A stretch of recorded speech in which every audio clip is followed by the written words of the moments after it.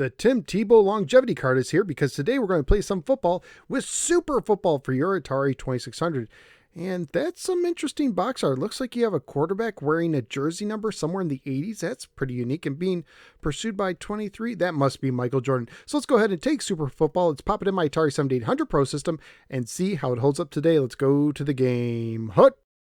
Super Football was published by Atari and carries a copyright year of 1988, meaning it was released during the heyday of the NES. It was programmed by Doug Neubauer, the creator of the mega-popular Atari computer game Star Raiders. The manual opens with the following: scramble for the touchdown. Super Football offers 3D football action. On screen you get a full view of the field from above and behind the offensive team, and you control the action as the players line up, kick, run, pass, and score. You can play Super Football on any one of 4 game levels. As you advance to the higher levels, gameplay lasts longer and the action heats up. You'll even select formations and patterns to run the game your way. To win, your 5-player team has to score more points than your opponents with touchdowns, extra points, and field goals. During gameplay, the clock runs continuously. There are no timeouts, fumbles, penalties, safeties, or running out of bounds in Super Football, so your game continues uninterrupted while you rack up the points. With Super Football, it's non-stop gridiron action until the final whistle. Super Football is a 5-on-5 football game for 1 or 2 players, with 4 difficulties. Novice games have 3-minute quarters, standard games have 7-minute quarters, advanced games have 10-minute quarters, and expert games have 15-minute quarters. The game clock moves pretty close to real time and moves almost continuously throughout, so if you want to play an expert game, you'll need to set aside about an hour. The scoreboard on the top shows the score, the yard line you're on, the down and flags, yards to go for a first down, quarter, and the time remaining in the quarter. The color of the scoreboard represents which half of the field you're on, changing colors when you cross the 50-yard line. You use the joystick to move your player. On offense, the button is used to hike the ball, and after the hike, to throw the ball if you're behind the line of scrimmage as the quarterback. After the hike, you can also use the joystick to lead the receiver before passing. Before plays, you can use the joystick to select which play you'll run as shown in the manual, except for on novice difficulty, which calls plays for you. On offense, there are 2 numbers you can adjust. Moving the joystick left or right will move the first number, cycling through 9 formations. Moving the joystick up and down changes the second number, giving your receiver 1 of 4 routes to run. On defense, you can use left and right to select 1 of 9 defensive formations, and you control the cornerback after the snap.